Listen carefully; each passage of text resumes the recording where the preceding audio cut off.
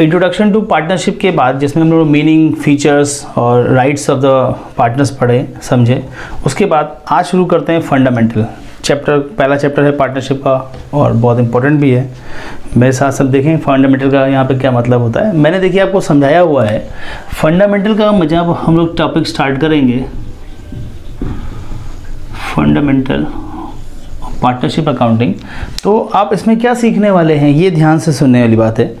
पहला पॉइंट, हम इसमें इन पार्टनरशिप फर्म की डे रूटीन जो ट्रांजैक्शंस होते हैं, जैसे माल का खरीदना, गुड्स का परचेज़ करना, गुड्स का सोल्ड करना, कैश रिसीव करना, कैश पे करना और भी डिफरेंट टाइप ऑफ ट्रांजैक्शंस होता है, हम उन बेसिक ट्रांजैक्शंस को नहीं लिखते, अकाउंटिंग में कवरेज नहीं दी जाती। हम सिर्फ उन ट्रांजैक्शंस को रिकॉर्ड करते हैं अपनी पार्टनरशिप अकाउंटिंग में जो आपके दूसरे कॉमन से अलग होते हैं, जो कॉमन ट्रांजैक्शन नहीं होते उनकी बात है, जो यूनिक होते हैं, जो इसके स्पेशली इसी एस्पेक्ट्स के लिए बनाए जाते हैं, इसी के पार्टनरशिप वाले। नेट प्रॉफिट तक कैलकुलेशन आप 11 में सीख चुके हैं, क्लास 11 में। अब उन कमाए हुए प्रॉफिट को बांटना सिखाते हैं। मैंने आप वीडियो में बताया था इससे पहले कि फंडामेंटल में हम लोग प्रॉफिट डिस्ट्रीब्यूशन सीखेंगे। क्या सीखेंगे? प्रॉफिट डिस्ट्रीब्यूशन सीखेंगे। डिस्ट्रीब्यूशन यानी प्रॉफिट को डिस्ट्रीब्यूट कैसे किया जाता है, बांटते कैसे हैं। मेरा मुद्दा इस बात पर है कि जब फादर की कमाई हुई प्रॉपर्टी उसके बेटों में बंटती है तो झगड़े हो जाते हैं, बहुत केसेस बनते हैं। आपने बहुत सारे सुने होंगे, मतलब बहुत दिक्कत वाली बात है। आप ज़रा समझिए कि जो पार्टनर्स ने खुद कमाया है और वो प्रॉफिट बांटने जा रहे हैं, तो क्या डिस्प्यूट होने के चांसेस नहीं है? बिल्कुल है। दूसरा पॉइंट ये कि मान लीजिए आपने एक पार्टनरशिप फर्म स्टार्ट की और उस फर्म ने 1 साल, 2 साल, 3 साल रन किया और चौथे साल में डिस्प्यूट हो गया और ये पूरी पार्टनरशिप फर्म डिसॉल्व करनी पड़ गई। कोई झगड़ा हो गया, पार्टनर्स में डिसॉल्व करनी पड़ी। तो सोचिए आपके 4 साल बेकार हो गए। जो आपने ग्रोथ की 2-3 साल में वो और आगे बढ़नी चाहिए थी, अब डिस्प्यूट हो गया, मतलब सब खत्म। तो क्या इस तरह से अगर पार्टनरशिप करते हैं तो कब तक आप करेंगे? फिर पार्टनरशिप करेंगे, फिर डिस्प्यूट होगा, फिर ख़त्म हो जाएगा? नहीं। अब आपको इसमें बहुत सेंसिटिव मैटर है।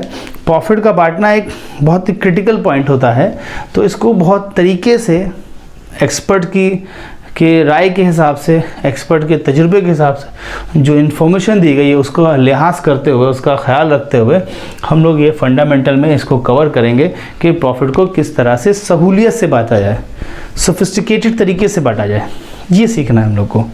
तो मेरी बात समझ में आ गई?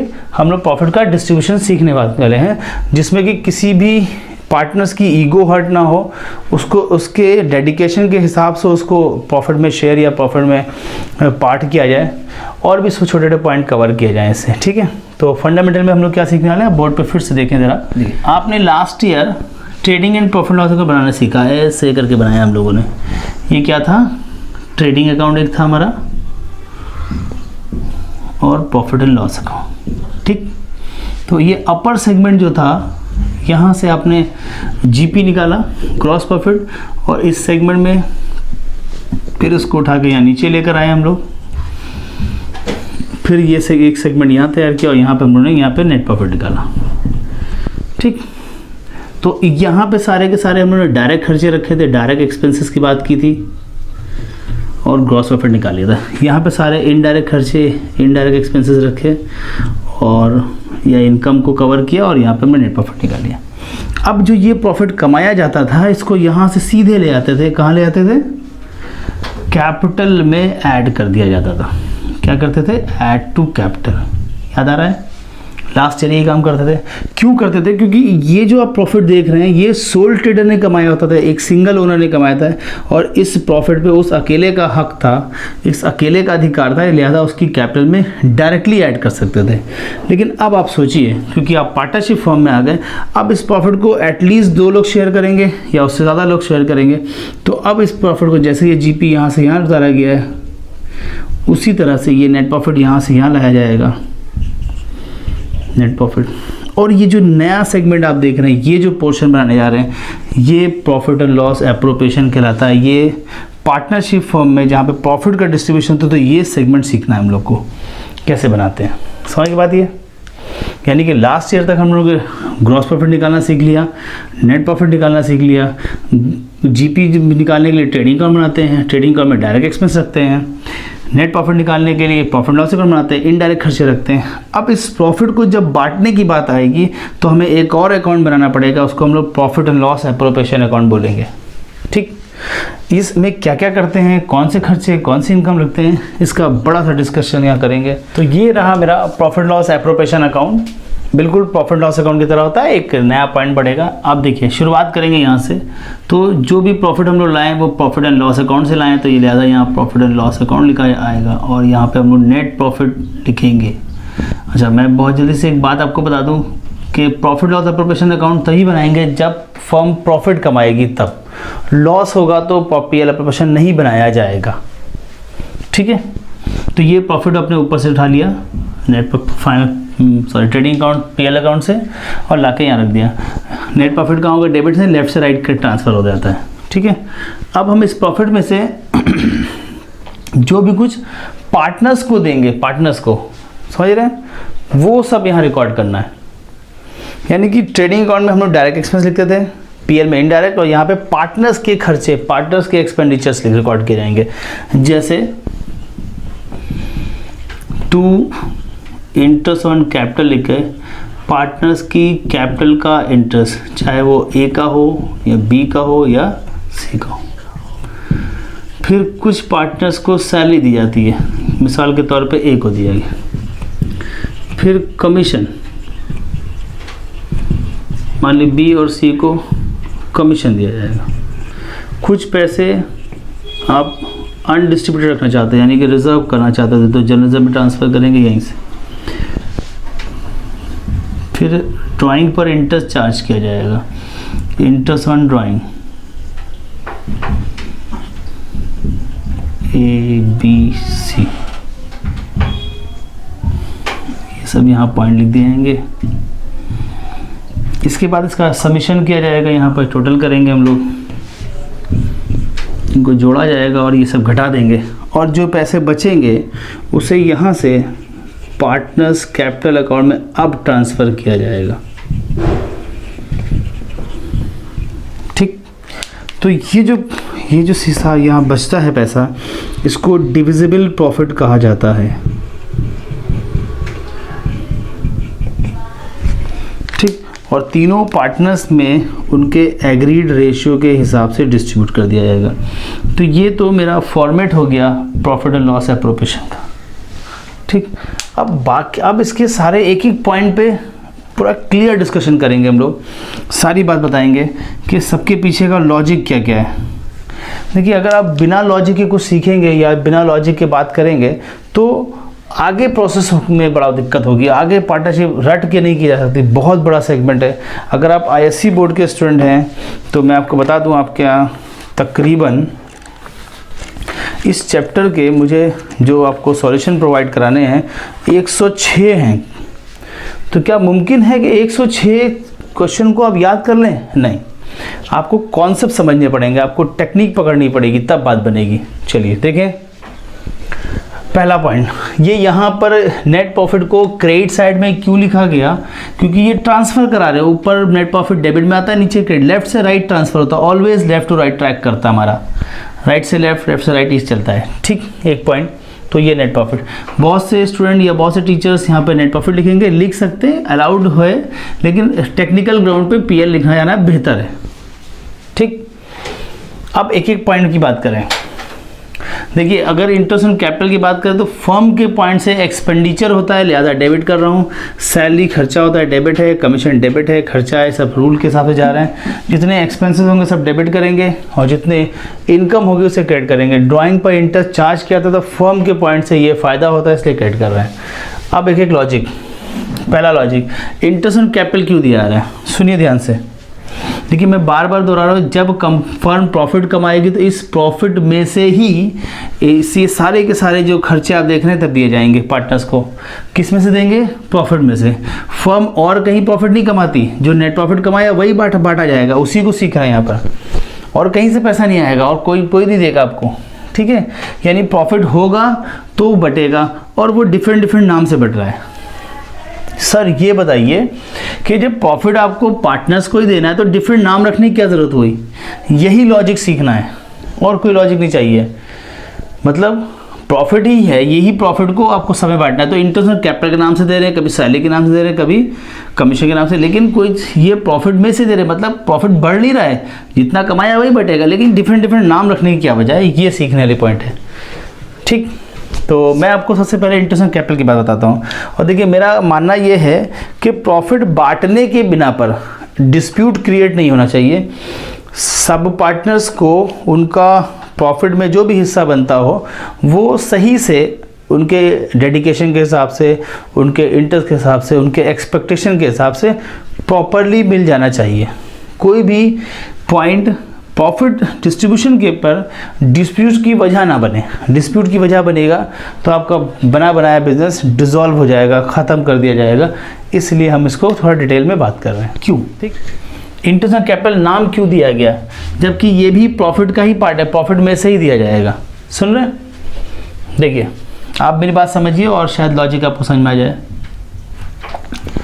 एक ए और एक बी, एक सी पार्टनर्स हैं। इन साहब ने 5 लाख रुपए की कैपिटल लगाई, इन्होंने 3 लाख रुपए की कैपिटल लगाई, इन्होंने 2 लाख रुपए की कैपिटल लगाई। ठीक, बिजनेस चलने लगा, बढ़िया चल रहा था, और तीनों के तीनों कैसे पार्टनर्स हैं?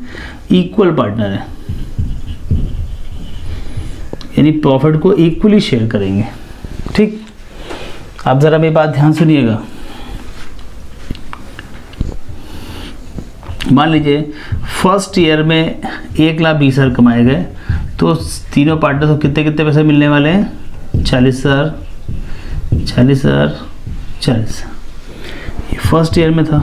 सेकेंड ईयर में गए तो फर्म ने थोड़ा सा ग्रोथ किया तो 1,80,000 प्रॉफिट कमाया, 1,80,000, तो 60,000, 60,000, 60,000। थर्ड ईयर में जाते हैं तो आपने कितना प्रॉफिट कमाया? मान ली फर्म ने थोड़ा अच्छा प्रोग्रेस किया तो क्या हुआ? 3 लाख प्रॉफिट किया। आप सबको 1-1 लाख रुपये। अब मेरी बात सुनिए, क्या समझना है? देखिए जब हम शुरुआत में बिज़नेस स्टार्ट करते हैं, शुरू में बहुत इनिशियली, तो हमारा फोकस बिज़नेस को ग्रो करने के लिए होता है, तब हम इन प्रॉफिट के डिस्ट्रीब्यूशन पे गौर नहीं करते। लेकिन ज़रा सोचिए, थोड़ा सा प्रैक्टिकल सोचिए। मिस्टर ए 4th ईयर में जाने पर यहाँ पे एक ऑब्जेक्शन करें। ऑब्जेक्शन क्या ऑब्जेक्शन करेंगे? वो कहेंगे यार एक बात बताओ, मैंने फर्म में 5 लाख रुपए लगाए हैं और मिस्टर सी ने 2 लाख रुपए लगाए हैं, लेकिन प्रॉफिट में उसको हमारे बराबर हिस्सा मिलता है। ये क्या मामला है? मतलब मेरे साथ कुछ अनफेयर हो रहा है। क्या हो रहा है? अनफेयर हो रहा है, क्योंकि मैंने पैसे ज़्यादा लगाए हैं, 2.5 गुना ज़्यादा लगाए हैं, उसके डबल से भी ज़्यादा लगाया है, लेकिन प्रॉफिट वो मेरे बराबर ही ले जाता है। तो मतलब ये मेरे साथ नाइंसाफ़ी है। और वो ऑब्जेक्शन करेगा, सारे पार्टनर्स के सामने बात अपनी रखेगा। अगर देखिए तीनों पार्टनर समझदार हों, वो इस बात को समझ लें और कुछ उसमें 19-20 कर लें, कुछ एक्सचेंज कर लें, कुछ मामला बना लें, तब तो ठीक है, कोई बात नहीं, अगर समझदार हैं। लेकिन अगर समझदार नहीं है और मिस्टर सी जो है वो अपनी जगह अड़ जाएं, कह दें नहीं आपको तो उस वक्त सोचना चाहिए जब बिज़नेस शुरू हो रहा था, जब पार्टनरशिप डीड बन रही थी, जब पार्टनरशिप का तय किया था, तब आप ये बात कहते हैं अब मैं अपना शेयर रिड्यूस करने वाला नहीं। तो ज़रा सोचिए क्या होने वाला है।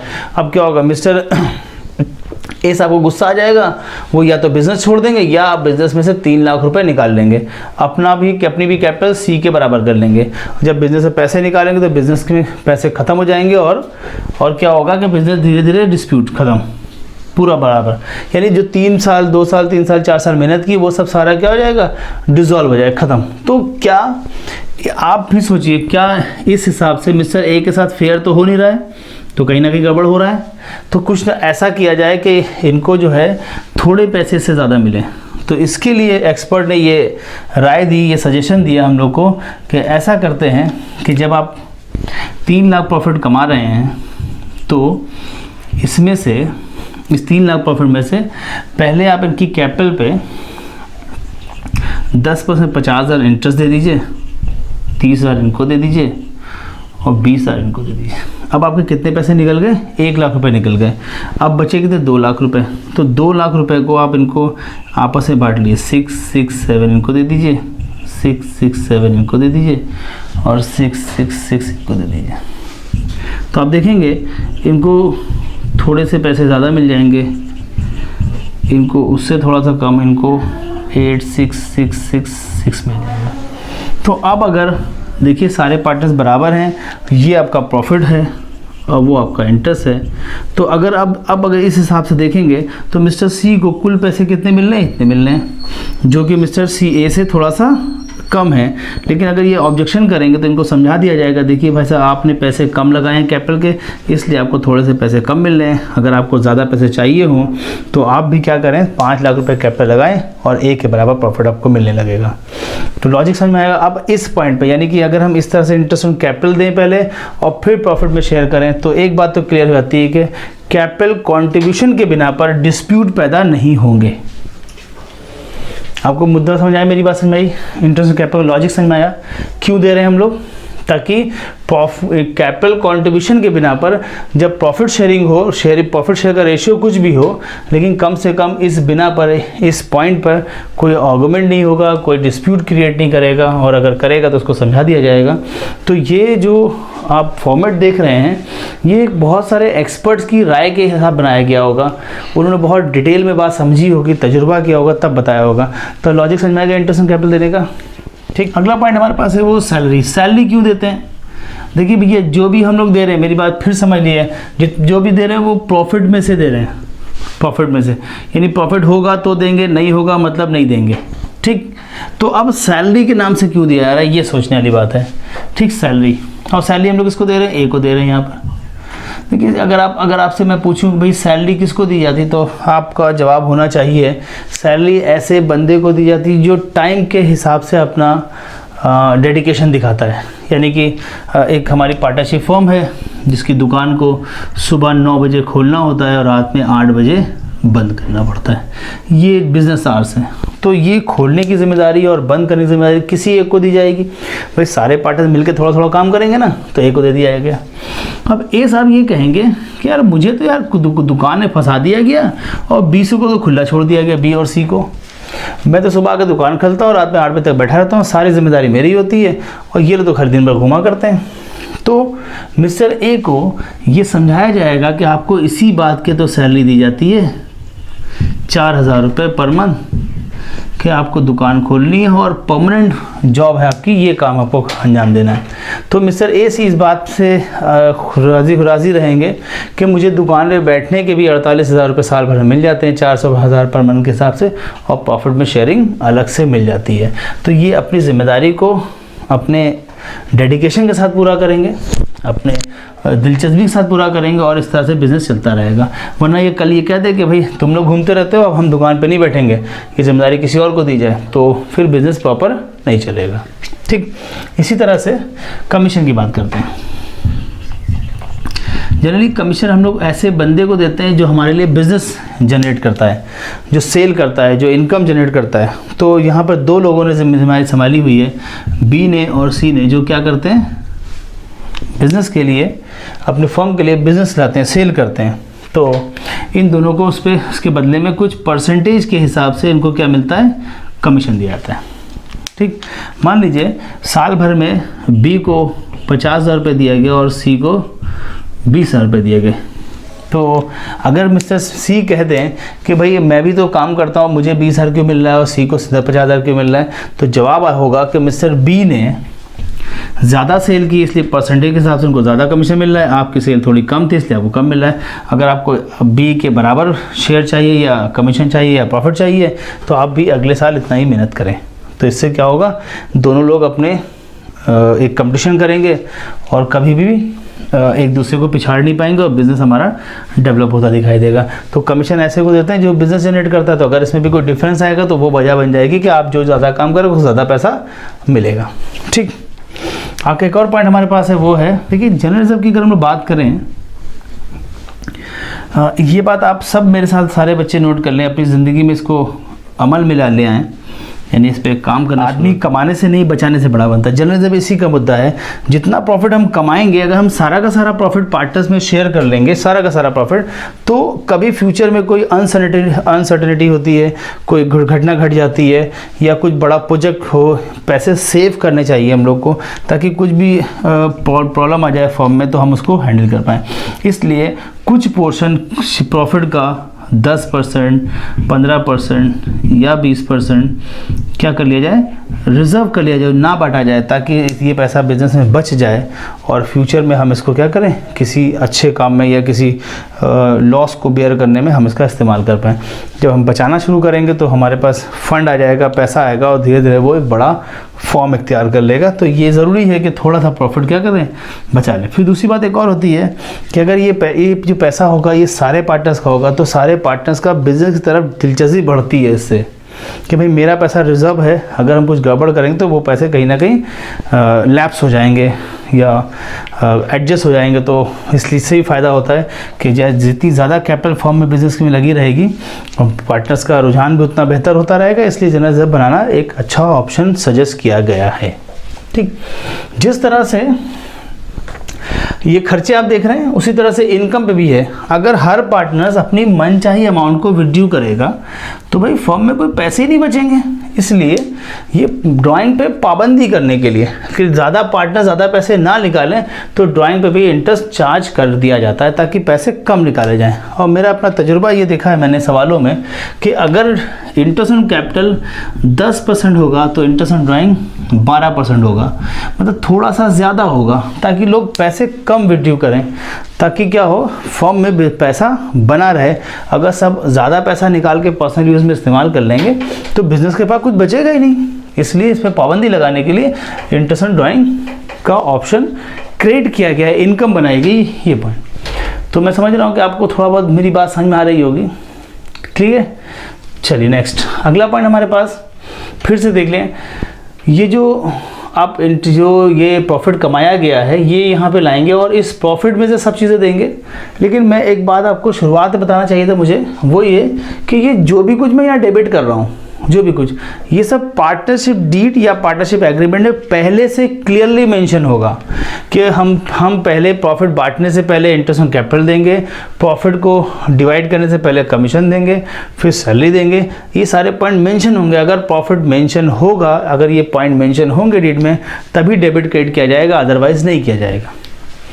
यानी पहले से डीड में इन टर्म्स का, इन पॉइंट का क्लियरली मेंशन होना ज़रूरी है, तब एप्रोप्रिएशन होगा, अदरवाइज नहीं होगा। समझ में आई बात ये? तो बेसिक्स पॉइंट समझ में आ गए। अब हम